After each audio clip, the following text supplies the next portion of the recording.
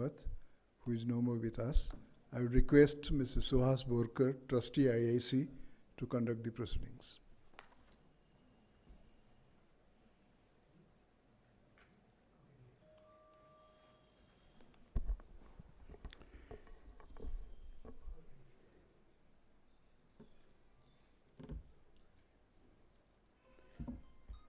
Professor Imtiaz Ahmad, who was dear to all of us, passed away on 19th June 2023 in New Delhi. He was 83.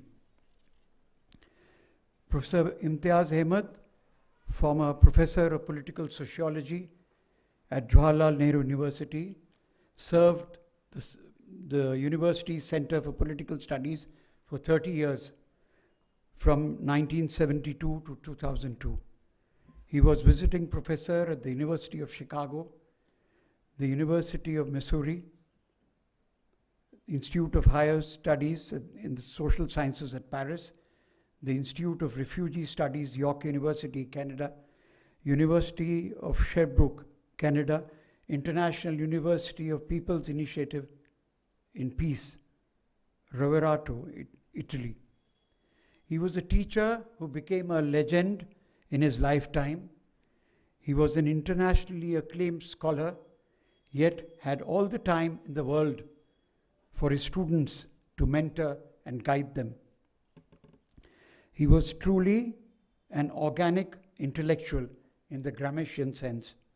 His study of social stratification among Muslims was path-breaking.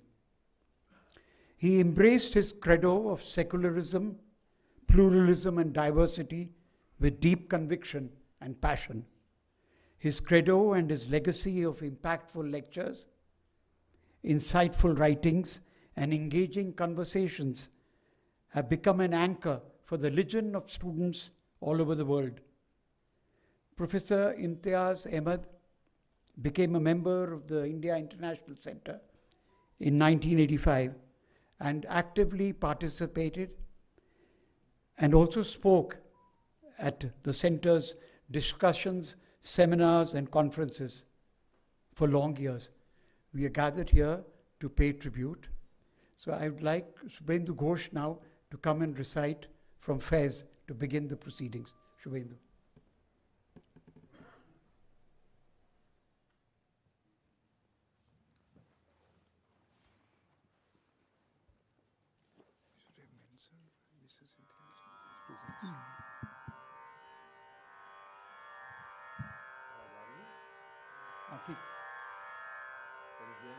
Yes, fine.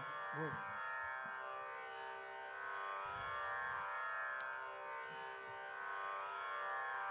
मशहूर शायर मखदूम महीउद्दीन, उनका जब इंतकाल हुआ है हैदराबाद में, तो उनके अजीज़ दोस्त फैज़ अहमद फैज़ शामिल नहीं हो पाए थे, क्योंकि तब तक हिंदुस्तान का बंटवारा हो चुका था।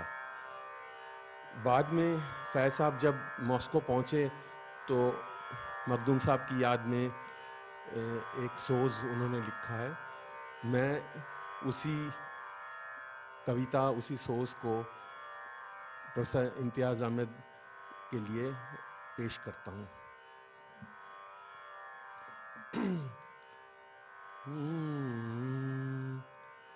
आपकी याद आती रही रात भर, आपकी याद आती रही रात भर, चांदनी दिल दुखाती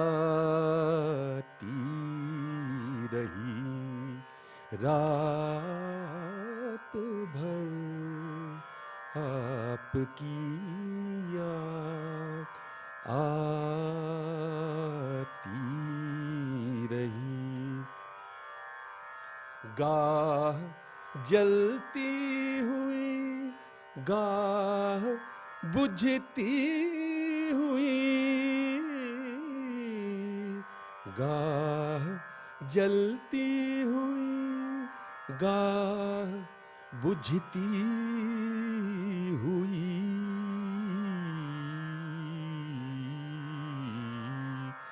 शम्मे गम झिल मिलाती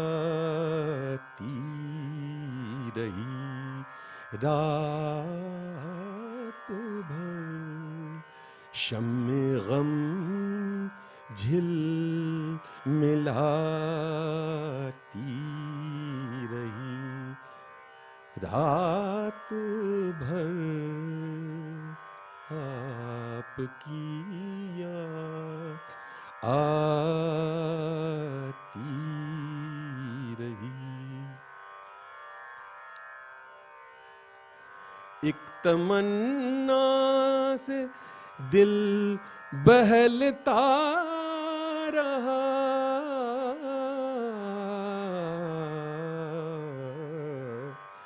एक तमन्ना सताती रही रात भर, एक तमन्ना सताती रही रात भर, आपकी याद आती रही। जो न आया उसे कोई जंजीर दर, जो न आया उसे कोई जंजीर दर, हर सदा पर बुलाती रही रात भर, हर सदा पर बुलाती रही रात भर, आपकी याद आती रही रात भर, चांदनी दिल दुखाती रही रात भर, आपकी याद आती रही।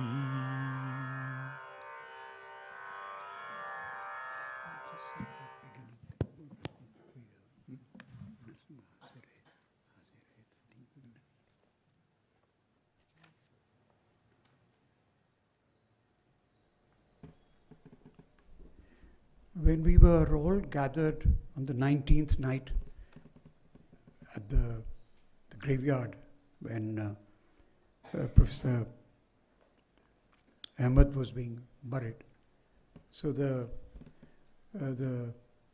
Maulana asked, "Koi varis hai?" You know, and there was just a second of silence, and then the voices erupted from the darkness. It was past 9, and there were the mobile lights were on, and said, "Hum sab varis hain." So it was a very stirring moment, "Koi varis hai, hum sab varis hain."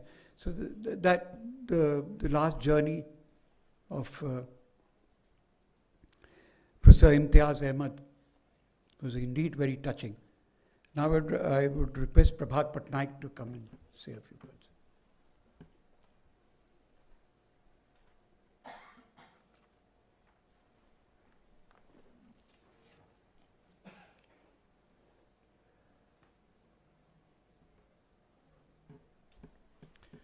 I knew Imtiaz for a very long time.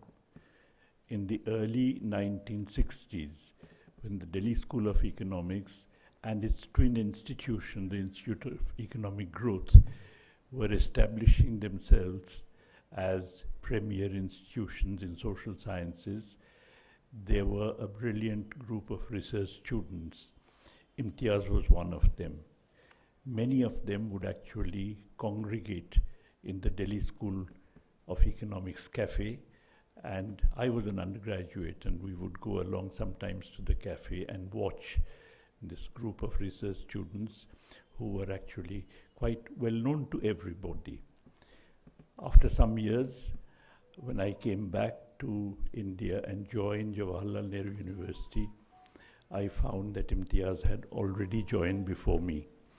And that was not a matter of surprise, because those days, anyone who was actually very good, very outstanding, was generally gravitating towards the JNU. And so it's not very surprising to see Imtiaz in JNU when I came there. And then we became neighbors.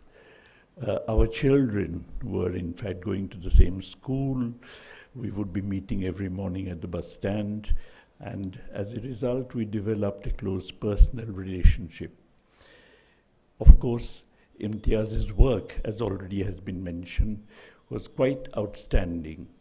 What is more is the kind of work which would actually have, which would leave a legacy in terms of its policy implications. It was not a kind of work that people do, which basically are arcane subjects and so on, but his was a very, very practical, very, very important work, social stratification among the Muslims. And of course, it went along with his generally secular outlook. It's interesting that political formations, which actually are not secular, wherever they have actually come recently to power, in many such cases, they have reversed the reservations for Muslims that had been enacted earlier. As a result, you find that secularism and a demand for reservations for Muslims generally tend to go together. And Imtiaz believed in both of them very ardently.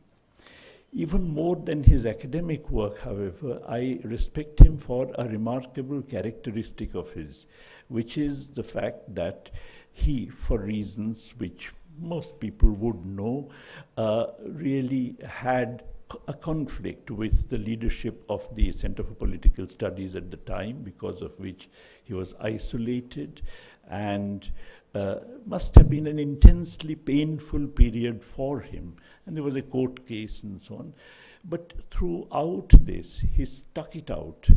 And as a result, it showed a kind of tenacity and courage, the like of which one does not often come across among many academics. So really, my respect for Imtiaz went up enormously, because he was a person who was really kind of fighting out to the very end, something which he believed was a case where he had been actually wronged.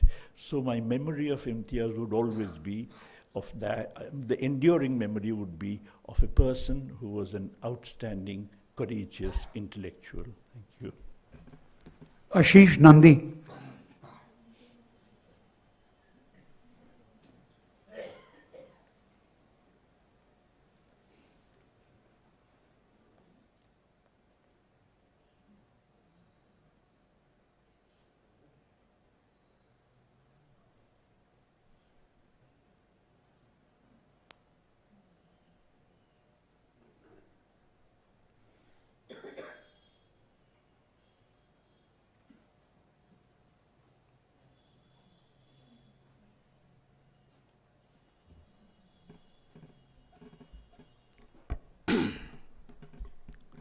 I think it would have been better if we had perhaps combined this with a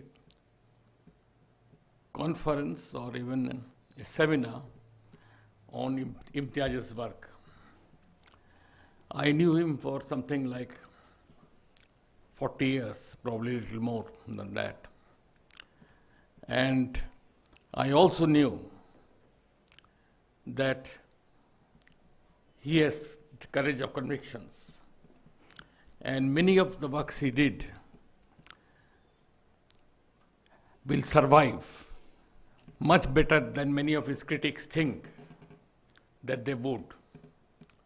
In fact, I do see there is an awareness in the intellectual circles now that his works had certain relevance of a particular kind and did send some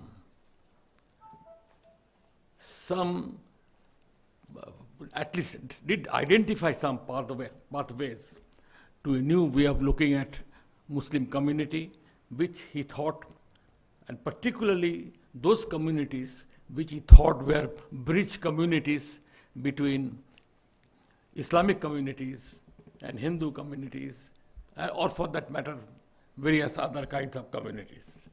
These have been there not only in India, but also in Southeast Asia, and this is a feature very uncommon in other parts of the world.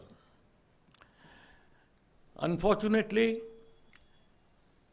I don't think Imtiaz was ever truly valued for his work. I think even in a place like JNU, at that point of time, the ambience was such that his work was seen as a very marginal part of political science as well as political sociology, if I may put it that way. And one of the reasons he went through a huge turmoil over the years with the university and fought out to the end was because he perhaps knew the value of his work, but did not want to take on the role of a journalist and reply and spend hours on answering his critics, as well as those who accused him of all other kinds of illegalities, if I may put it that way. Universities now are no longer only matter of intellectual endeavors. In fact, that is for many universities a secondary affair. Universities are meant for a different kind of political confrontations. And these confrontations have meaning not only in the universities but outside universities. They provide certain kinds of material for propaganda, certain kind of ways of defaming certain persons, and also in some ways endorsing certain particular political formations. Unfortunately, that part of the story also was not Imtiaz's strong point. He fought out to the extent he could, but on the whole, he perhaps knew from the beginning that this will be a long run, and this was not the thing he wanted to do or to spend time on. I feel very sorry that we did not or could not produce an academic, an appropriate support base for him. We should have done, but that too is something which has become more and more difficult to do nowadays, because the universities have a different kind of stature. They are not autonomous autonomous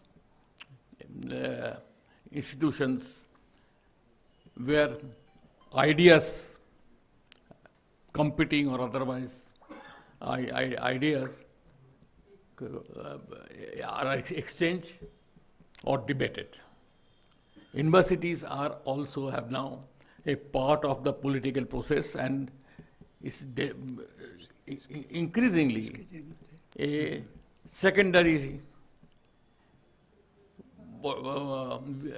secondary formation for propagating the ideas that the ruling regime or the state ordinance.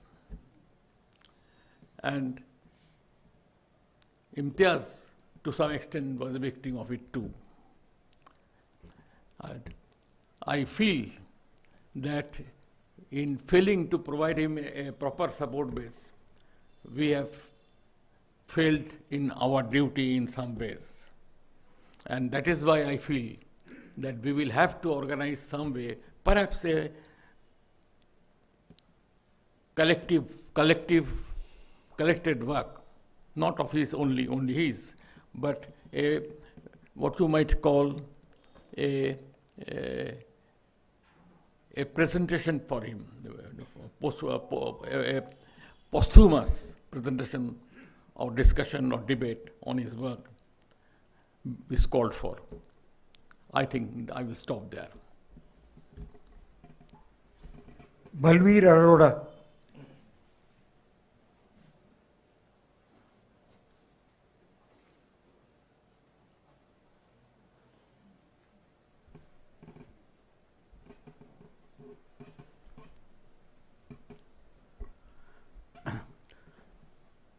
Remembering Imtiaz takes me down memory lane exactly 50 years. 50 years when I,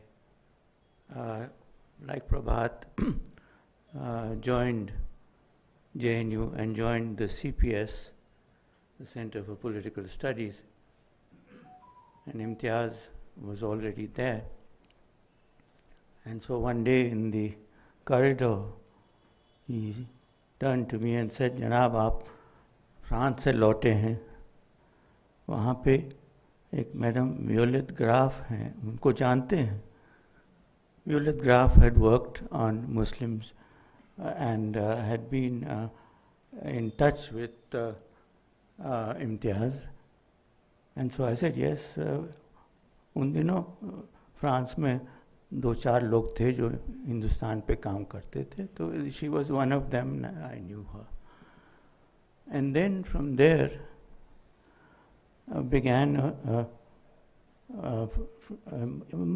more than a colleague, he was also a remarkable conversationalist, and when due to a set of circumstances which have been alluded to, he was prevented from teaching in the classroom, the seminar rooms became his classroom, and he excelled as a seminarist.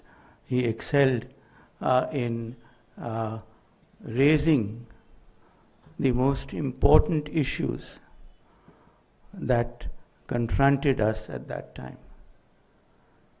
And I'd like to go back a little, because there is a certain amount of nostalgia when one thinks of those heady days,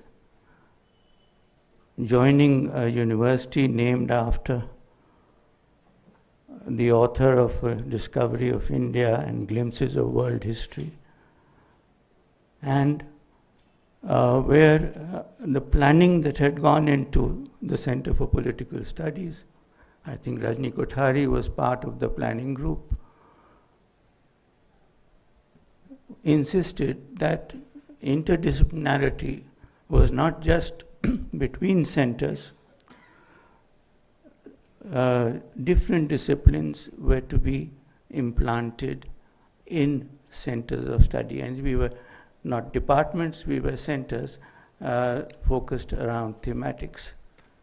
So the Center for Political Studies started off as being the Center for the Study of Political Development. In those days, that was a theme which was quite prevalent. And we had Imtiaz, sociologist, social anthropologist, teaching political sociology.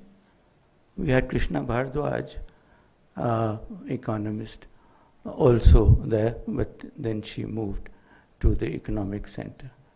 The reason why I'm recalling this is that experiments of this kind are difficult to undertake. They are even more difficult to make a success of. And demolishing them is the easiest thing possible. And so it's a certain amount of nostalgia for that period that also I wanted to share when I remember Imtiaz, because we had good times together. His new, his whole approach, a lot has been said, and I think his varices, as Suhas mentioned, his students, whom I see many, will no doubt talk about it.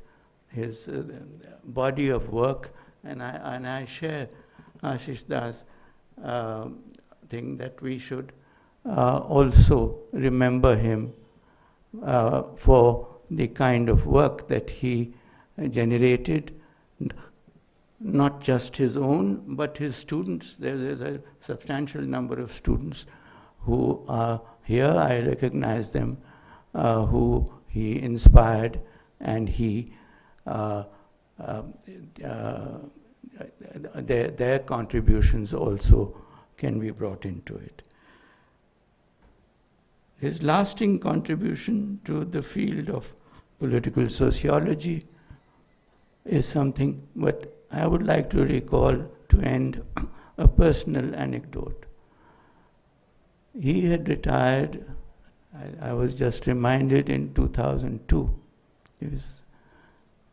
When I retired in 2010, by that time the age of retirement had gone up,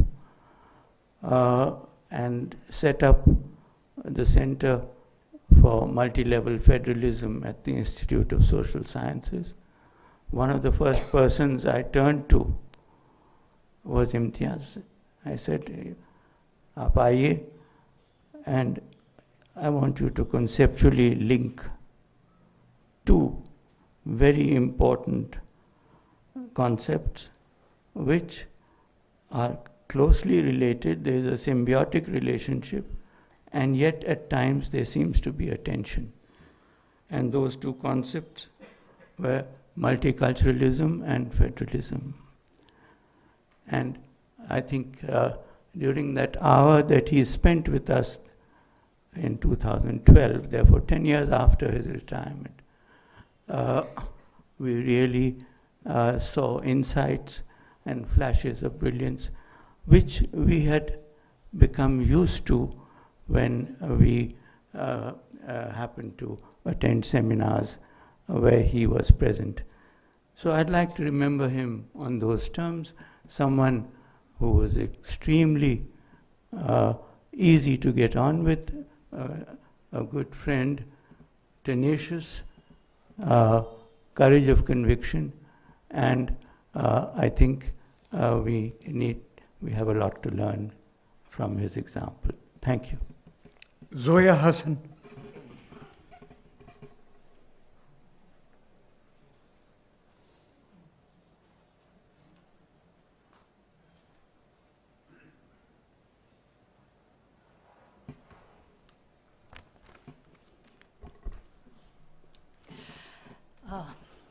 I think, like my colleagues and friends, Prabhat Patnaik and Balbir Arora, who is of course my colleague in the Center for Political Studies, I've had a long association with Professor Imtiaz Ahmad in the center and in the university. We were colleagues for over 2 decades. And as has been said, Imtiaz Ahmad was certainly an outstanding sociologist, a multidisciplinary scholar, which is why, as a sociologist, he was teaching in the Center for Political Studies. And above all, I think he was an intellectual trailblazer in many respects.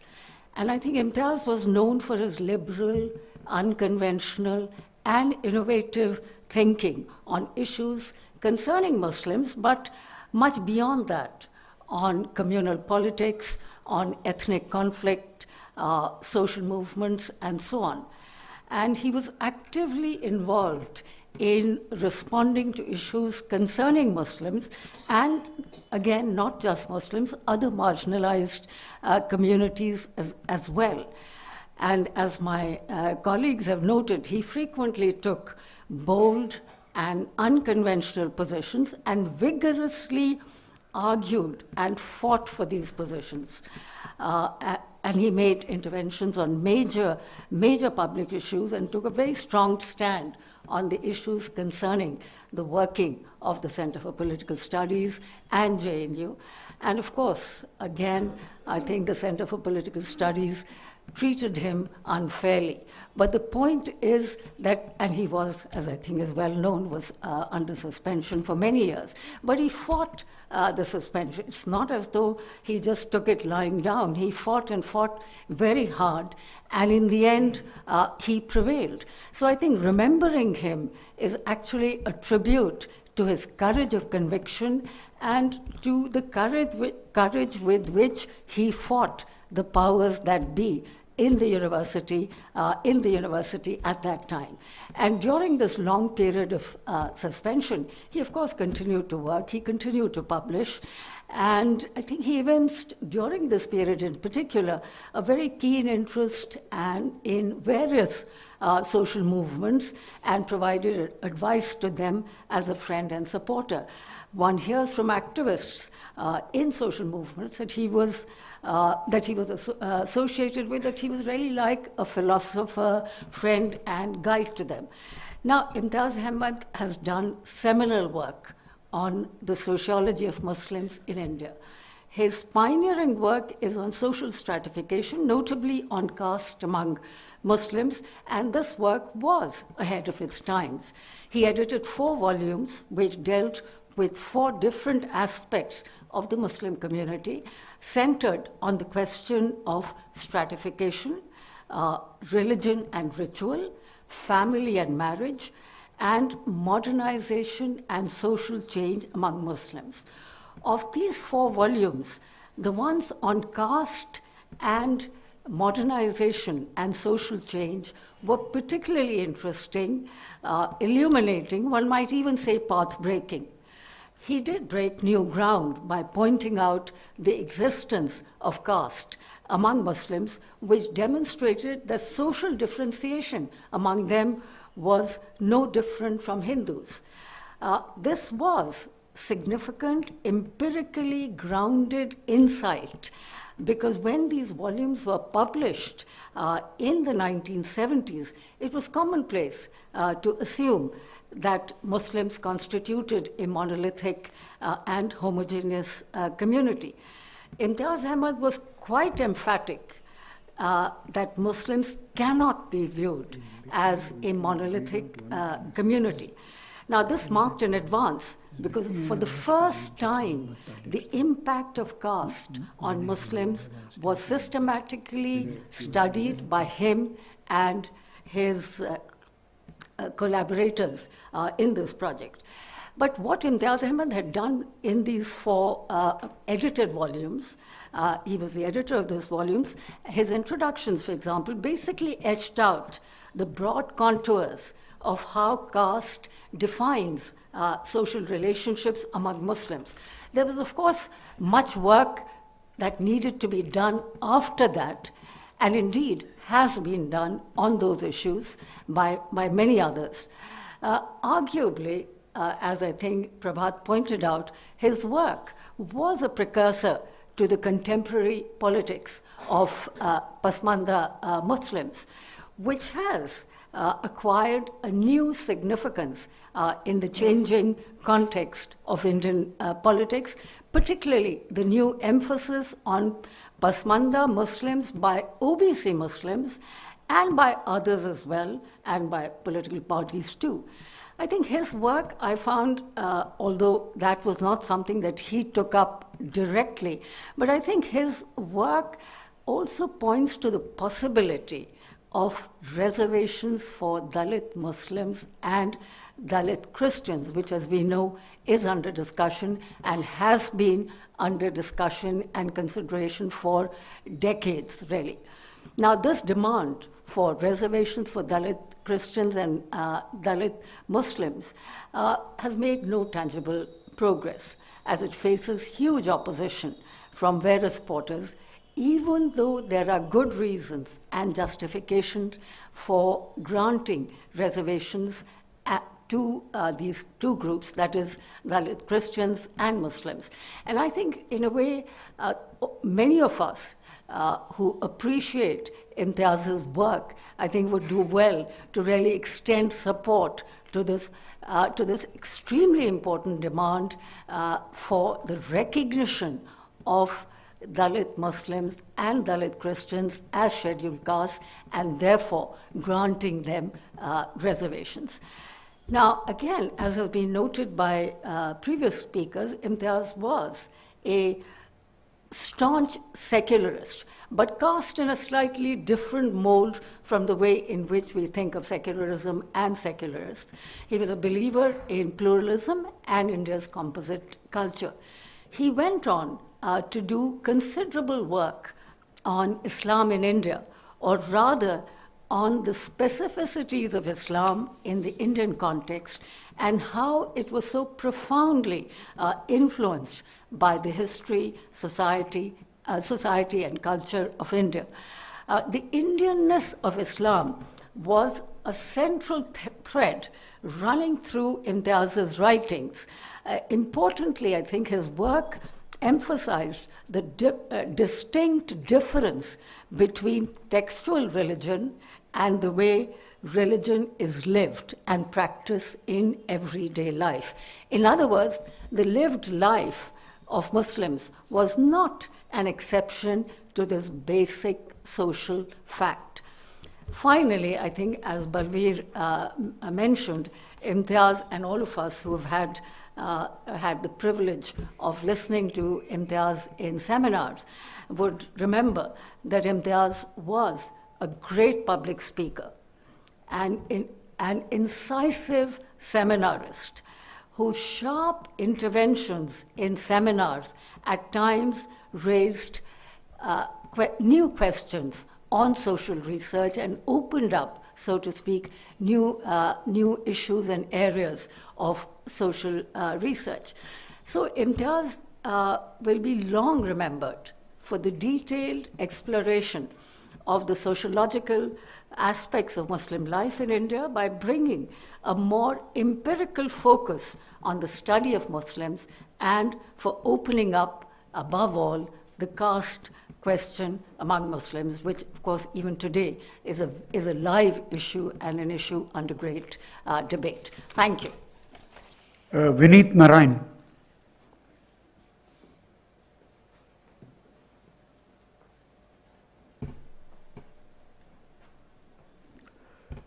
I have never been a student of Professor Imtiaz Ahmad, but he was my guardian in JNU when I joined in '78, because we had a long family association.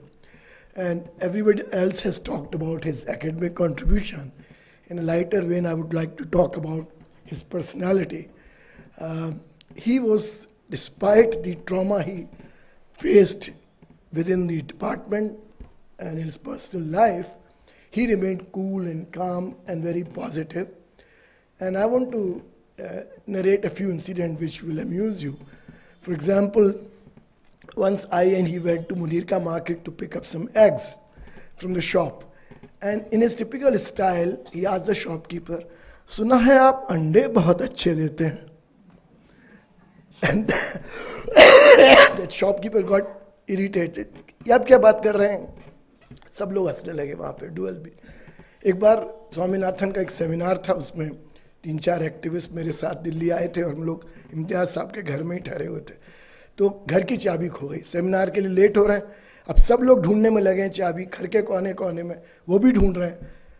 1 घंटा हो गया, हम लोग थक गए ढूंढते ढूंढते। थोड़ी देर बाद देखते हैं नहाए धोए चाबी हिलाते हुए ऊपर से उतर रहे हैं, 14वीं का चांद वो। हमने कहा सर आपको चाबी मिल गई थी हमें तो बता देते। बहुत कूल, कोई उनको तकलीफ नहीं होती थी। एक बार वो मैं केशुभाई पटेल और शत्रुघ्न सिन्हा खेड़ा की एक किसान रैली एड्रेस कर रहे थे, तो उठ के जब उनका नंबर आया तो मेरे कान में कहते हैं हम तो किराए के भांड हैं जो जहाँ बुलाए वहाँ चले जाते हैं। But his oratory was so powerful as everyone else, and Zoya madam said, he was so convincing. I called him to many seminars in Muslim areas like Muradabad, and he convinced everybody about his conviction. He was my aunt's class fellow in Lucknow University. They both did MA Pantroj together. And this is the last episode I want to tell, that there was a 10-day social survey camp near Barabanki. And there were 2 villages, Badra and Pipra, where students had to choose which one to do the survey. So for 8 days, he kept thinking, Badra jaun ki Pipra jaun, Badra jaun ki Pipra jaun. Everybody else finished their survey, but he would not start even. And last 2 days, he selected his village and did such a remarkable survey that his was outstanding. So उनके ऊपर कव्वाली बन गई कि मैं बदरा जाऊँ कि पिपरा जाऊँ. कहने का तात्पर्य यह है कि बहुत ही मस्त मौला आदमी थे, और मेरे तो गार्जियन थे, मैं तो उनके घर में ही रहता था अक्सर, क्योंकि JNU के हॉस्टल खाना बहुत अच्छा नहीं लगता था, तो इम्तियाज़ मामू कहता था मैं उनको, कि घर में जाके खाता था, रहता था, बहुत प्यार करते थे. और एक बात जो आपने उनकी बोल्डनेस की कही, जब मैंने हवाला जैन हवाला कांड खोला तो बहुत सारे लोग मुझे छोड़ के भाग गए थे, साथ नहीं दे रहे थे. कोई मेमोरेंडम लिखना हो, कोई पार्लियामेंट के लिए open letter, he was the first one to sign any document. More so when I exposed the scams of Chief Justice of India, 6 scams, nobody, not even lawyer, was willing to support me. Imtiaz uncle was the first one who signed the representation to Parliament that he must be impeached or investigated. So I have very, very fond memories, and I think all of us have different experiences with him, but for me he was a guardian, mentor and guide. Thank you. Now I would request Vinay Kumar, Secretary General of the Press Club of India, to read the message we have received from Dr. Muhammad Talib from the University of Oxford. Vinay? Yeah.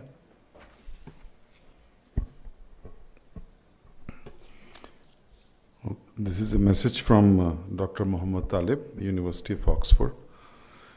To be writing this note on Professor Imtiaz Ahmad in past tense is emotionally unsettling. For the past 4 decades, he was a permanent fixture symbolizing an endearing teacher-scholar for scores of student batches, some of whom joined the ranks of responsible thinkers, teachers, writers in various public institutions in India and abroad. I remember him as someone who was a natural mentor to his students and junior colleagues, who would initiate them into becoming key players in pursuing scholarship on Muslims in India. Dr. Talib writes, as a student at Jamia Millia Islamia in 1978, I had just finished MA in Sociology. I recall meeting Professor Imtiaz Ahmad at JNU, whose volume on caste and stratification among Muslims in India was making impressive rounds. Then it was almost opening a door on the horizon of the existing scholarship on Indian Muslims when he wrote that a portrayal of the collective life of Muslims in India could scarcely be based on the textual normative constructs in religious literature. As a fresh MA student, I never expected he would meet me as his own student. He wanted us to organize a colloquium on the studies on Muslims in the subcontinent at the sociology department at Jamia. With great effort, I could barely produce a single-page note for the colloquium, explaining why the dominant perspectives in the studies differed between India and Pakistan. My fond memory of the day. As I finished the note, Professor Imtiaz Ahmad stood up from his chair and gave a pat on my back. Later, he would encourage me to contribute as a research assistant a description of Muharram for his volume on ritual and religion among Muslims in India. He had a rare talent to encourage young scholars to overcome their hesitation in setting out on their intellectual journey. Under the guidance of a deeply humane tutor, he was able to draw out the dormant talent of a scholar into undertaking an intellectual task with confidence. When Professor Ahmad was conceiving the volume on divorce and marriage among Muslims, he asked me if I had some thoughts on the subject. I told him that I know of a Muslim intellectual who wrote a 30-page letter to his scholar wife explaining as an alim about his reasons and the manner of divorce. The wife in question, an alima, wrote back in an equally lengthy letter disagreeing with her husband's stated Islamic logic. I told Professor Imtiaz Ahmad that the 2 letters were not sufficient to write a respectable article for his volume. His short reply, just engage with the 2 letters using the sociological tools to highlight the process. This is how I gained entry into his volume on divorce and marriage among Muslims. Professor Imtiaz Ahmad will be remembered for all the heart he shared with his students and younger colleagues. He truly loved each of them, and if you knew him, you knew it. When his time came, he carried himself with dignity, strength, and full of love for those whom he had fostered with intellectual empathy and care. He'll be missed dearly. Dr. Muhammad Talib, University of Oxford. Asha Sarangi.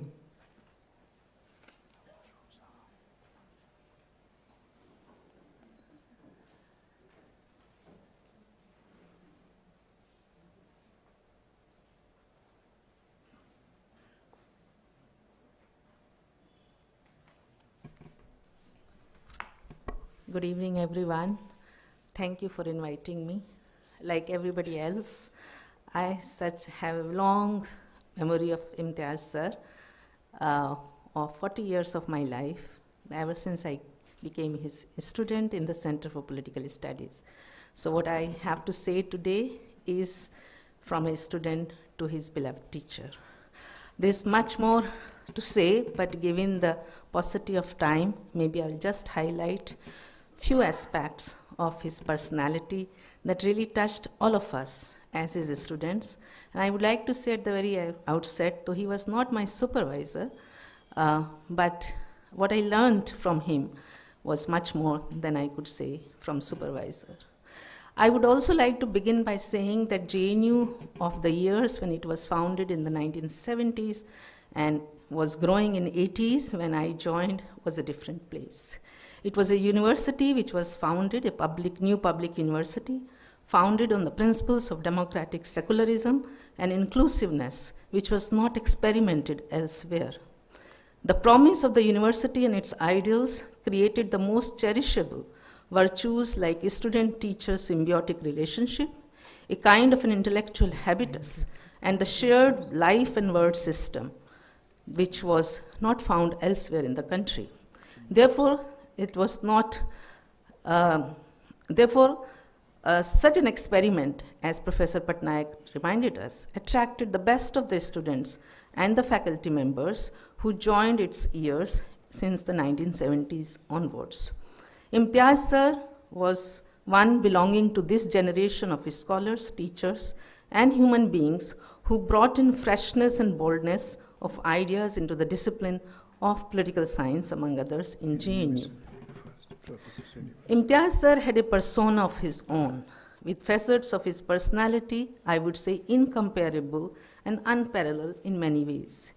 He was a great conversationalist, as many of you have already said, with a unique command over his linguistic repertoires, drawn primarily from his skills in Hindi, Urdu, Hindustani, and English languages, all of which he communicated with equal ease and perfection suitable to the context. And there are many such memories that flash to my mind where he would simply clarify the most difficult things through his lucid style of speaking. He combined both joviality and irony in life and work. He remained fearless, uncompromising, iconoclastic, and extraordinarily witty and humorous till the end of his life. He was a great conversationalist, no doubt, and narrator of ideas, events, and experiences drawn from his and others' lives. So whenever you had a conversation with Imtiaz sir, not only he will sort of talk about himself, but he will also talk about other people in a very humorous way, and that will make the conversation absolutely worth listening. This art of conversation, which I think is dying now because we are confining ourselves to a very institutionalized setting of a university and academic life, carried over in his many conversations, but also around his very well-maintained garden at home, in the corners and corridors of the center and the school building. Wherever he found somebody, he will engage with the conversation. This brought in, I would say, on a daily basis, his reflection on the politics of the day and its social implications with the students with whom he spoke, with a certain sense of ease and dignity. And I think this is one virtue which already has been talked about, that Imtiaz sir made you feel as one with him. He never thought that there was a hierarchy between students and the teacher. Students had an easy access to him and his intellectual world of ideas. No doubt that he broke new grounds in establishing the field of political sociology, which became a reflection of interdisciplinary mode of teaching and learning in JNU in those days, but also invited and created new ways of looking at the discipline of political science through the eyes of a sociologist and societal concerns, thus going beyond the critically more quantitative and scientific orientation of the discipline of political science, which was then widely prevalent both in India and abroad. This kind of interdisciplinarity brought in fresh insights and methodological pluralism of a certain kind, enriching both the disciplines of sociology and political science. His writings, therefore, on sociology of India, which he wrote, I think, the first piece at the age of 26, the Sociology of India, or For the Sociology of India, that he titled, was an effort in this direction. It required serious thinking about the disciplinary innovations that he immaculately brought in through his intense ethnographical observations. Much has been said about the 4 volumes. I don't want to add anything more to it. But the fact remains that those 4 volumes, as Professor Hassan said, not only created the new grounds for his scholarship and thinking, but also in some way created a global reflection on those issues. Whether it was about the caste system, or later on he went on writing many issues in EPW and other seminar and other journals, his continued engagement with issues like communalism, debates on uniform civil code, Urdu and madrasa education, in fact, a short piece on whaling, Islam, and many others remained important to highlight the pluralities and heterogeneities that constituted the idea of a Muslim community in India. This, of course, annoyed and antagonized some groups from within the community and its leaders, but he did not compromise on his positions. Having retired 20 years ago from the Center for Political Studies in 2002, where he spent 4 decades of his academic professional life, he continued to engage with his students, colleagues, activists, and large number of concerned citizens over a variety of issues that I have just highlighted. Also, the fact remains that his lucid style of explaining the abstruse concepts and theories of Western origin in his classes and courses that he taught at the center generated an amiable pedagogical environment. He drew upon local and indigenous traditions and narratives to illustrate the limits of fashionable Western concepts and categories of analysis then in vogue.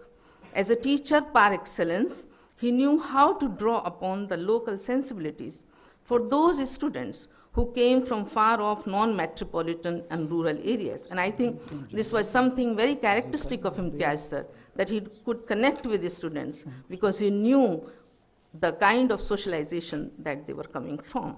So he showed the limits of the sociological theories and their Western hegemonic positions eloquently and unapologetically. I would also like to say towards the end little bit about his style of speaking. He had a nuanced way of understanding social change in India, not through the narrow optics of modernization theories or Western models of development and its trajectories followed in other societies. Academia, world over, has remained constrained by its own methodological constraints and has therefore sometimes not taken into account the aspects of social change otherwise manifesting widely in any society. To understand and write about these changing rural and urban aspects of social life affecting individuals and communities over the last several decades requires an exceptional sense of inquisitiveness and curiosity, along with sophisticated social science-oriented conceptual clarity that Imtiaz sir was naturally endowed with. I would like to remember him and pay my tribute to him as an extraordinary teacher, scholar, humane social scientist. And I would like to emphasize on that he was a humane social scientist who shaped the lives of hundreds and thousands of his students in remarkable ways with his affection and mentorship, with his keen sense of empathy and concern shown in numerous ways, and there are far too many to narrate here, both personally and professionally. Therefore, thousands of his students over 5 generations of his rich legacy are mourning and also celebrating the legacy of Imtiaz sir and wish to carry on with his ideals and ideas through their own professional ways, trying to carry on among their students the same virtues and comradeship that we learned from him in terms of the intellectual autonomy and institutional ethic, but not an institutional conformity. I think in our times, it's very rare to have a person like Imtiaz sir, where the institutions have become very constraining. Therefore, JNU and the example of JNU, where scholars like Imtiaz sir started their career, actually needs to retain its autonomy. Last but not the least, being a public intellectual that he was, he became an avid Facebook messenger. I don't know how many of you have noted that.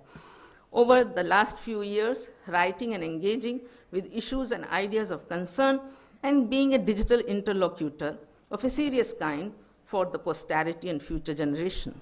How human elements should take precedence and element of inquiry in this story of development was his concern. Much has changed in the university and academia over the last 2 decades particularly, and we need to remind ourselves that the generation of scholars like Imtiaz sir, who brought in secular and democratic ethos, should be revered and remain. And I would just like to end with 2 lines from a poem of Robert Frost, which I think sums up Imtiaz sir's intellectual and personal journey of life. Well-known 2 lines: 2 roads diverge in the wood, and I took the one less traveled by. Thank you. Mujib Rahman.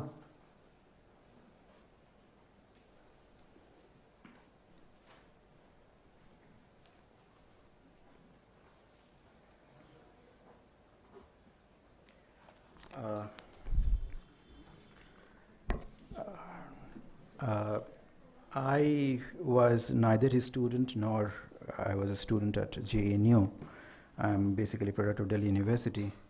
So my association with Imtiaz Sahab was more within the professional settings, particularly after I joined Jamia faculty. During my student life in Delhi University, I remember when I was a student for masters, we were taught around 16 papers or so. I don't recall any of his writings was recommended in any of those papers, which I think confirms what I think Asisda said about the marginality of his work among students at that particular point of time. As many of you know, Imtiaz Sahab was not an academic who would be known for writing 30 books and 300 journal articles, which is what a lot of accomplished academics often end up doing. But my sense is this: someone who writes 8,000 words of essay, which is far more influential than writing 80,000 word of book which is inconsequential or barely discussed. It is from that vantage point, Imtiaz Saab's contribution would be quite enduring in the years to come for a variety of reasons that many of the speakers preceding me had already mentioned about it. And I have promised Professor Prabhat Patnaik a longer version on him for his journal in Social Scientist. So on this occasion, I'll only very briefly mention a few things and wrap it up as soon as possible. One of the last essay that he wrote, which is in 2018 on the caste, which is in the new edition of his book, which everyone has mentioned here, he said something very interesting, which I would like to read it out a few lines from that. So the conclusion that he had about this was, my personal view is that when dealing with a complex institution such as caste system among Muslims in India, it would further be futile to argue that this can be solely explained in terms of Hindu influence or Islam's contact with other cultures in the course of its journey into India. It would appear that caste phenomena among Muslims must be explained both in terms of external as well as indigenous influences. If you read that essay, which was published in 2018, I think that's probably the last essay that he wrote, longer essay, he constantly stressed on the empirical dimension of the argument, the evidences. So this big question, what Islam has done to India and what India has done to Islam, or what India has done to Muslims in that sense of the term, if you're looking for an answer for that question, clearly some of his formulations are of tremendous significance. I'll just read a small paragraph from that particular essay that would give some sense to his general narrative.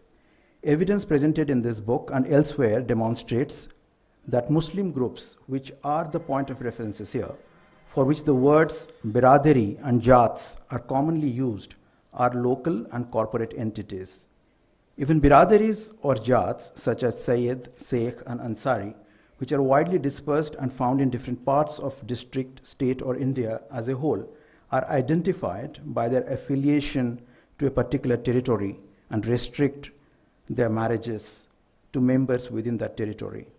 Of course, how that territory is distinguished varied widely for Sayyids, Sheikhs, and Pathans, who resent being characterized as biradaris and prefer to be called as jats. The association of territory is expressed by appending the name of their territory to their names. Thus, one hears of Sayyid of Satrikh, Sheikhs of Allahabad, Kidwais of Baragaon and Kausali, Pathans of Malihabad, in the case of biradaris, which have an internal organization of government and social contract. This territorial association is defined by the jurisdiction of biradari, panchayat. The Ansaris in Rasulpur, a village in Barabanki district of Uttar Pradesh, where I conducted fieldwork, he conducted fieldwork, were divided into concentric circles of 3 and 13 villages. They confined their marriages to these 13 villages, although there were Ansaris in neighboring areas. So this gives a kind of the image of the way that caste system operates within Muslim society. One last point is this, that in his analysis of larger Islam question, he seems to be somebody who is deeply uncomfortable with this big argument that often people make about Islam, that it is a religion which advocates and stands for equality. In a comparative sense, probably it does with respect to some other religion, but he was quite uncomfortable with that. And he uses that argument that Islam is indeed not, there is a tremendous amount of hierarchy. The idea of hierarchy is very much built in within Islam. And he has 4 or 5 points where he argues that that's precisely the reason why social stratification among Muslims is almost inevitable. So he says the relationship between the dhimi and the non-believer or kafir, it's conceptualized in hierarchical sense. The relationship with Allah and the believer, it's also theorized, or you can see hierarchy in that.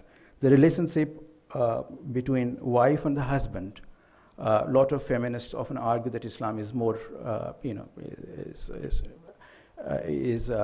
generally a little more generous towards women, and he challenges that part of it. He says, no, it's not. Equality of gender is something that's not that strong in Islamic traditions.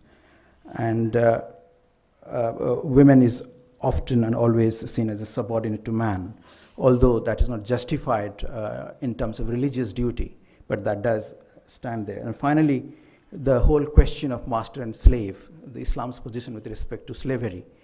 So there, Islam is little generous compared to Christianity or Judaism, because Islam does not approve of slavery.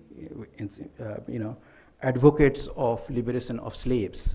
If you make a slave free, then you will get Jannat. There is a book by Gary Wills, who is a Pulitzer Prize winner writer, in a book called What Quran Meant. He argues that he was kind of startled when I found this one, that there is this possibility of advocacy of liberation or emancipation of slave that was there. So, but in any case, broadly he argues that hierarchy is something that is very much built in within Islam, and which is one of the reasons why the stratification is something that is indispensable in this society. With these words, I'd like to conclude. Thank you.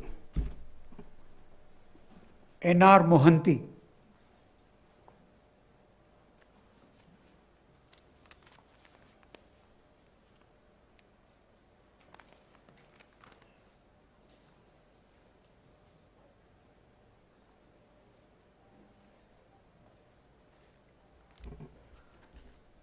Suhas Porter talked about Imtiaz Ahmad as a professor who had excelled in academics but had all the time for the students in the university outside.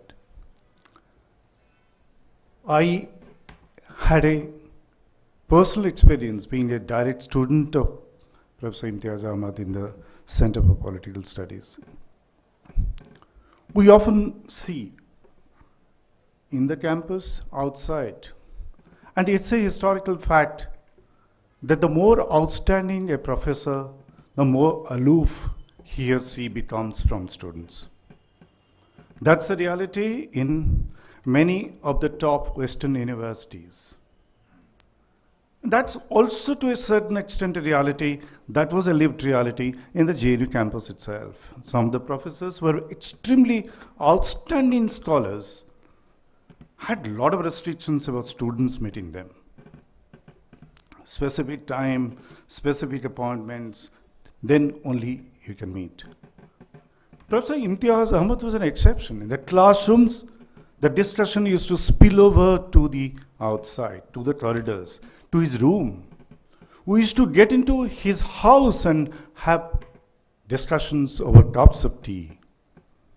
I used to wonder how someone who gives so much time to students also finds time to do seminal research that makes him an outstanding international scholar. By the time we were students in JNU, Professor Imtiaz Ahmad had genuinely become a big name in the international circle. As many professors pointed out, his work in social stratification, that book that he edited and published in 1973, had been a reckoning in the Western universities. The encyclopedia had referred to them. The Supreme Court itself referred to that work while discussing certain and issuing decree about certain issues involving Muslims. So such a great scholar, outstanding international scholar, having great time, a great deal of time for the students, not only to handle in their academic, professional life, but also had time for their personal life. That is what made Imtiaz Ahmad a dear professor to hundreds and thousands of his students over several generations. But what is significant is Professor Imtiaz Ahmad's contribution to the national fabric. When he wrote that piece, India's secular state in a communal society, that stirred the hornet's nest.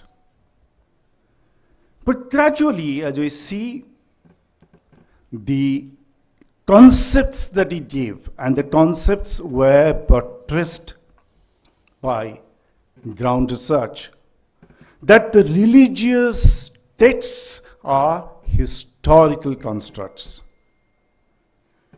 Religion should not be practiced as the mullah or the priest calls it. Religion is the lived religion, what hundreds and thousands of millions of people have been experiencing in their day-to-day life over the years, over the decades, over their lifetime. That should be the guiding principle, not the dictates of the mullahs or dictates of the priests. And that is what brought in a certain secular position which created a new ethos for this country. And that is when both Hindu communalists and Islamic communalists resented Professor Imtiaz Ahmad's work, but they knew that he was showing a mirror to them. Professor Imtiaz Ahmad was not acting out anyone's agenda because his pointed attack was against the Islamic fundamentalists as well as Hindu fundamentalists. Today, when we have a government which has unleashed a communal agenda, in fact, what it has created is a communal state in a communal society. That is the time when Professor Imtiaz Ahmad's voice rings in our ears. And I feel that Professor Imtiaz Ahmad is passing away at this crucial juncture. In fact, India's democracy, India's secularism has lost a great protagonist who would always speak up for India's secular tradition. Thank you. Ajay Mehra.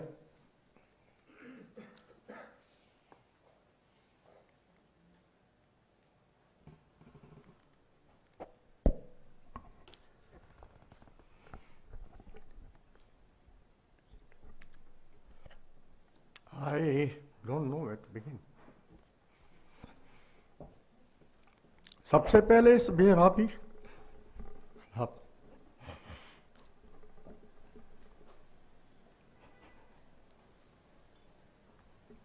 हम लोग आपके साथ हैं.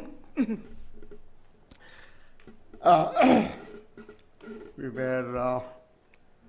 She reminded my wife Kavita, who is sitting there, that we were first to give a reception of their marriage. Anyway, let me control myself. 30th of June, everyone talked of 50 years. 30th of June, 1973, the day when I landed in India. So, that is where the journey began. I will not go into the details. I was very fortunate to get an admission in CPS. He taught us 2 courses, and that is where we learned, away from traditional political scientists that most of us had learned in Mufassil universities. I came from Patna. How politics and society fused, and how new politics emerged from that. New issues emerged from that fusion. Mohanty spoke about his being a speaker. He never brought any notes to the class.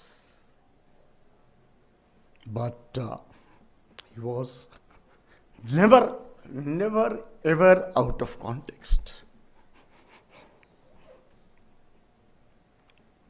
We were very fortunate to have been his students, but I was slightly more fortunate. I will mix up a little bit of my personal experience along with my academic experience, and that will probably tell us how innovative he was and how close he was to his students. MA was MA, but everyone talked about certain difficulty arising in CPS. I unfortunately, from the day I joined MPhil, my difficulties never ended, even after I left JNU. But that's a past. He gave me courage to keep working, keep researching, keep writing, even in newspapers. He trained me to write in newspapers regularly, whereas most academics used to say that you should focus on academic writing, never write in newspapers. But he said, no, you should carry forward your ideas. I have been a contributor to various newspapers since 1978. And that was his contribution to my personal growth as an academic. When I was finding it very difficult to find a theme to research on, one day I met him at the center's office, and in his typical style, he asked me, was to pan always in his mouth, and so I said, नहीं क्या कर रहे हैं, कुछ topic सोचा? So I said, sir, I am having difficulty, कोई कुछ बात ही नहीं करता यहाँ. कल आफ्टरनून में मेरे ऑफिस में मिलिए. I entered his office.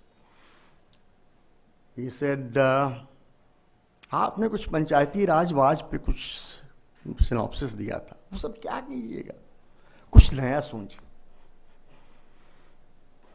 तो I didn't know. He said, अरे पुलिस पे कीजिए, आर्मी पे कीजिए, सिनेमा पे कीजिए, इतने तो टॉपिक बड़े पड़े हैं, कोई नहीं करता इनको. I said, सर पुलिस पे करूं.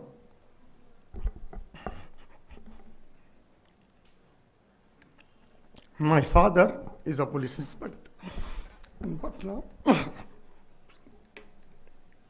Please excuse me. He said, the police pe kijiye. And I worked. He guided me how to use my life experience to write my dissertation, aside from all the readings and so on. In 1977, my dissertation was talked about on the campus. Every professor who needed to talk about police anywhere would seek my dissertation. Yet I had difficulty in going through for my PhD. He had, when I was going after MPhil, going back home, he said, जाइए चिंतन मनन कीजिए, कुछ नया सोच के आइए. मैंने कहा सर पुलिस पे तो कर रहा हूँ. अरे बहुत हो गया पुलिस, क्या कीजिएगा, 2-4 इंटरव्यू कीजिएगा, 4-6 टेबल डालिएगा, किताब निकालिए, ऐसे थोड़ी होता है रिसर्च. कुछ सोच के. Anyway, I went, read, thought, came back, and I said, sir, politics of urban development पे कुछ कर सकता हूँ. तो इसी पे कीजिए. So that is how topic evolved, the politics of urban redevelopment, a case study of Old Delhi. center called it a bogus topic. And eventually a brilliant topic, both same center. And eventually when I wanted to publish, it took, it took me time to submit it. I was running from new campus to old campus, from center chairman's office to dean's office, and my thesis were not being submitted. Krishna Bhardwaj was the dean, and she scolded me, "Kya karte ho bakwas? Why are you doing like this? Politics karte ho?" I said, "Ma'am, you take it here, submit it. No politics." Then she said, no, go to your supervisor. I went to Imtiaz Saab. He came with me, talked to her, and eventually my thesis was submitted. I also created another excellent record in GNU. I submitted my thesis in 83, and I got my degree in 86. I don't know anybody has broken this dubious record, because the day my Viva Voce was to be held, he was suspended. And he advised me to lie low. I lied low till he advised me to write to Vice Chancellor, P.N. Srivastava. And then the processes started, and I got my degree. So these were the contributions, and eventually he said, ये छोटे मोटे देसी इनको publisher को मत भेजिए, says को भेजिए. I was apprehensive, but I sent it. It was accepted, published, and I still cherish that Professor S.C. Dubey, in his review in this Statesman, wrote that it's a brilliant work. All because of him. He used to read each and every sentence, guided me on questionnaires, on interviews, how to take notes, how to observe, how to assimilate them into the thesis. This kind of thoroughness, I think, is very, very rare. I'll just finish, I understand. It's very, very rare. Just a few lines about, in the process, I was adopted by his family virtually. He used to come very regularly, along with his children. He also started calling me Ajay uncle, which used to embarrass me.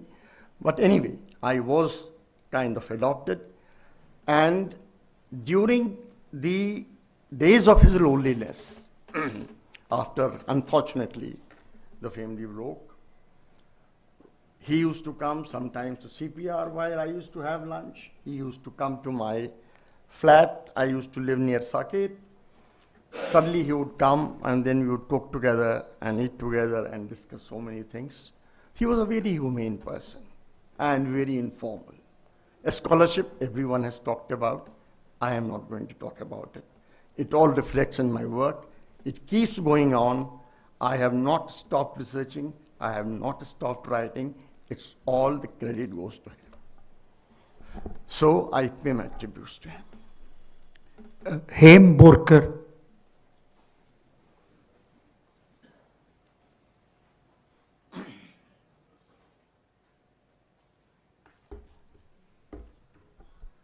I feel rather dwarfed to be speaking here. I did not have the privilege of being taught by Professor Imtiaz Ahmad, but I did have the privilege of him engaging with my research. I first met him as a very young master's student, I think long after he retired, on my master's thesis on women's participation in communal ideologies. And he gave me a very patient hearing when I described my fieldwork. He said, interesting. And he said, but how are you going to frame your insights from the field? What exactly do you want to say? I obviously realized today, basically what he was telling me is कि आपकी argument क्या exactly? इस पूरी कहानी का, what is the argument? I met him almost a decade later during my doctoral thesis on girls' madrasas. He had grown frail since I had last seen him, but his questions were as keen and penetrating. He suggested ways that I might look beyond the Sachar committee. He said, there's nothing sacrosanct about Sachar committee. Kya Sachar committee kar rahi ho? And he said, have you looked at the social profile of the families? For whom is the social capital that madrasa education offers worthwhile, and why? What is the context in which these educational choices are made? Don't take terms like government schools, public school, low-paying private schools at face value. आप जाके पहले देखिए कि वहाँ पे किस तरह की पढ़ाई होती है, कितनी अलग होती है वो मदरसों से. आपने जाके देखा है? And I think that's something that stayed with me. I'm so grateful for the questions that he asked me because of the thinking work they made me do. His inferential analysis, because a lot of people have talked about his work on social stratification, which is of course seminal, but he brought that work into almost everything that he analyzed. So his inferential analysis of the educational backwardness of Muslims, which was published way back in 1980s, remains valid even today. From what I encountered in the field 35 years later, he inferred that socioeconomic mobility, yes, leads to your participation in education. But how? What are the competing demands and how they are met in diversified ways? And he said that different communities meet these differential demands in different ways, sometimes by sending one child to a public school, one child into the traditional occupation, and one child probably to a madrasa. For me, what exemplifies him is that he had a gift of a sociological imagination. It was like he had his hands on the pulse, especially when it came to the study of Muslim communities in India. What set him apart was not only that he was willing to listen, frame, write, and generate knowledge ground up. He let the field speak. I think everybody has sort of testified to that. But that he backed that up with a rare conviction and, of course, academic rigor. And he was never afraid to take anyone on, even probably tussle about it, that the given frames, the binaries, and the linearities were not what he saw in the field. All his life's work is a testimony to that. And that is why I think he will always have the honor of being the one name without which the study on any lived Islam in India, in any discipline, would be incomplete. S.K. Jain.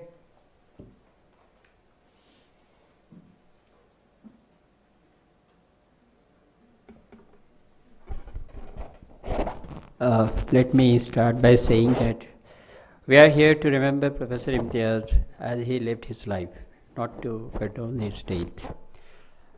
As a student of Professor Imtiaz in 1980 when I joined the CPS, until he died in this June, for 43 years I was closely associated with him in personal capacity, though he was not officially my supervisor, but he taught us in the MA.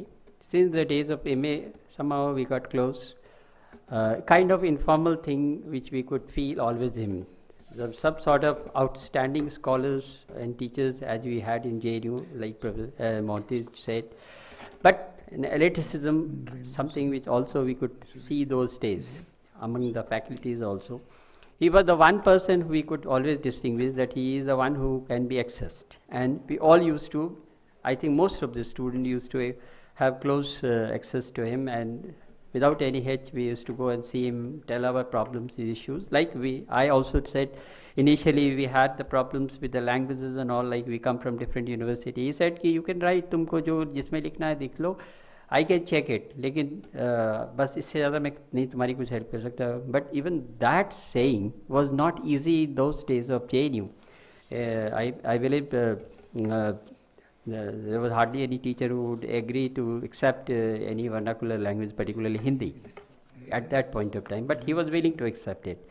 So that is one thing. Secondly, I have been closely associated in the sense that the days when he had his hard times, and as we all know that suspension in 1983 at the official level and at personal level also, he was having personal issues.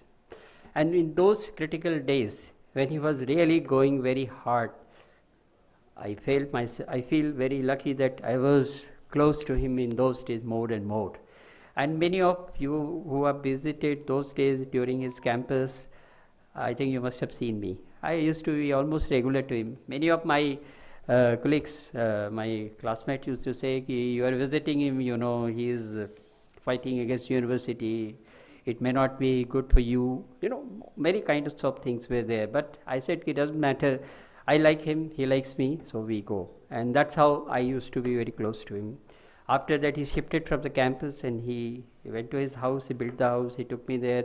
Even there, I was a regular visitor, particularly on Diwali and Eid, these two occasions. Even the last Eid, I had been there at his house. He's the one man who was a man of conviction. He was the one man who stood against those things which hardly people dared to do those days. But he stood and he believed that he will win.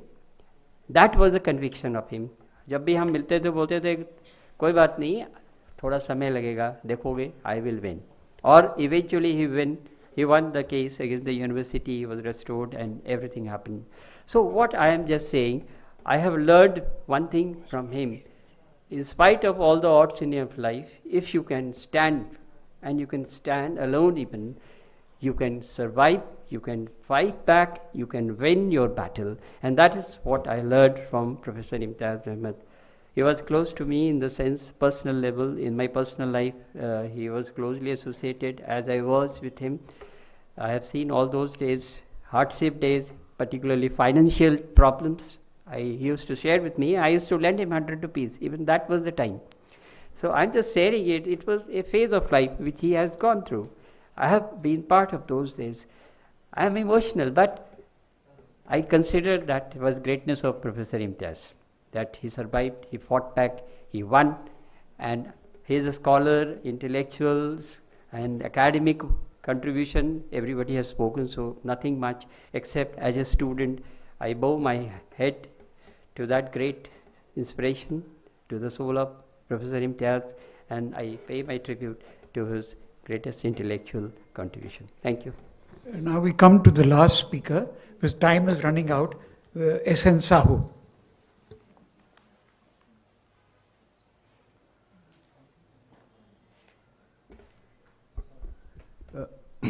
Actually, my experiences and interactions with him, with Professor Imtiaz Ahmad, got deepened when I was working with President K.R. Narayanan, and when he was Vice President and President. I remember on one occasion, President Narayanan was visiting Italy to participate in a big conference organized by Universal Academy of Cultures. He was one of the founding members, and another founding member was a Nobel laureate, Elie Wiesel. He was a Holocaust survivor. So Mr. Narayanan was to speak on universal and particular. There was a broad theme. He asked me, can you give me some material on universal particular? I was really at my wit's end. What is this theme, universal and particular? Then he said to contact Professor Imtiaz Ahmad from JNU. And same evening I went to him. And then he gave me several articles. And one of the articles, President Narayanan said, can you get me some material at what age children get prejudices, be it on the basis of caste or religion or any other factor. So it was Professor Imtiaz Ahmad who asked me to contact another professor, Professor S.K. Singh or K.S. Singh. That was some 20 years back. And then I got that article. And all those insights, the insights from those articles were used by President Narayanan in his speech in Siena University in Italy, under the auspices of the Universal Academy of Cultures. And the Italian press extensively reported it, particularly the prejudices acquired by children. I have still today a copy of that article. And the other day also I traced that article which he had given me. It was written by some Mumtaz Jallis in 19th century. And he handed over that article to Syed Ahmad Khan, founder of Aligarh Muslim University. And that in that article it's written by one professor from Texas. He says that when Syed Ahmad got that article, he looked at the few paras, he looked very shocked. And then next few paras, he was disturbed. And third para, when he went through, he tore the article and threw to the dustbin. Because that was a radical stand taken by Mumtaz Ali in late 19th century on women's rights vis-a-vis Islam. So when I saw that article a few days back in my old files, I remember how much he guided his own students when they were outside JNU. I mean, we as students got guided, but while serving even, during our service career, we were falling back on him. That was the greatness of him. And the last point I wanted to mention, on one occasion when I was in Prime Minister's office, I got a call, sudden call from Professor Imtiaz Ahmad. He said, Sahu, I read your article. Utkal Mani Gopabandhu Das, a protagonist of a modern man and compassionate rebel. And then I referred to Japan Code of Education of 1872 and how Utkal Mani Gopabandhu Das, a freedom fighter from Odisha, he referred to that Japan Code of Education in 1912 in a district conference on education in Puri. That was way back in 1912. He said, after I read your piece, I remember Professor Amartya Sen referring to Japan Code of Education of 1872 in his book Identity and Violence, which was published in 2003. He said if Professor Amartya Sen could refer it in 21st century in his book, how did Gopabandhu know about Japan Code of Education in 1912? Can you throw some light on it? I said, sir, I have absolutely no idea. There is a text of his speech in Odia language, and I read that and I found it very fascinating and interesting. He said it would be very interesting to know how did he come to know about Japan Code of Education sitting in eastern part of India, and that to 1912. So all these things actually brought out his sensitivity. I mean, so much has been talked about his incisive articles or writings on Islam or Islam, the Muslim society, and so on and so forth. But that was the man. He was really engaged in, to deal with ideas and was ready to appreciate and admire those things. Such a great man who actually I became close, I came closer to him much after I left JNU. So that is the beauty of Professor Imtiaz Ahmad. My tributes to him.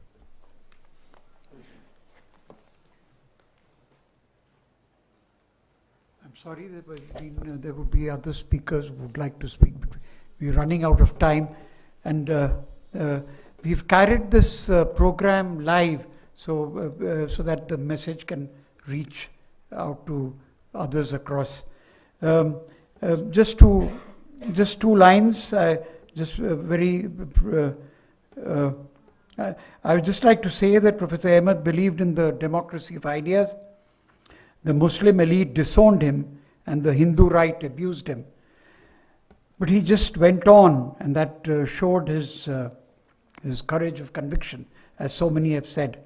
And he's left behind a rich legacy rooted in his pioneering work in political sociology and the subject he taught with such passion and singular belief in the core values of the idea of India. Thank you very much. So we request you to all join us for tea, which is served in the veranda. Thank you. Yeah. Because 1 week before, sir sent me one song. So I just want Yeah, to okay, play that do song. that. Yeah, please.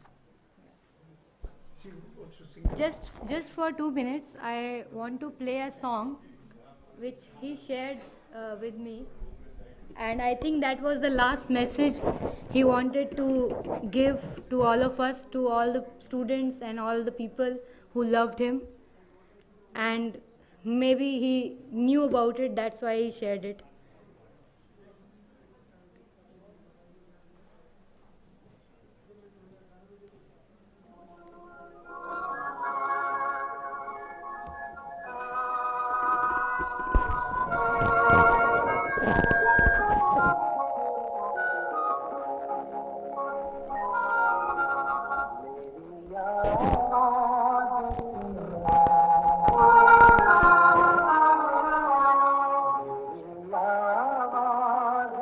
all of you, and we will remember him with our love and his inspiration. It is never ending. Thank you. Please join us for tea.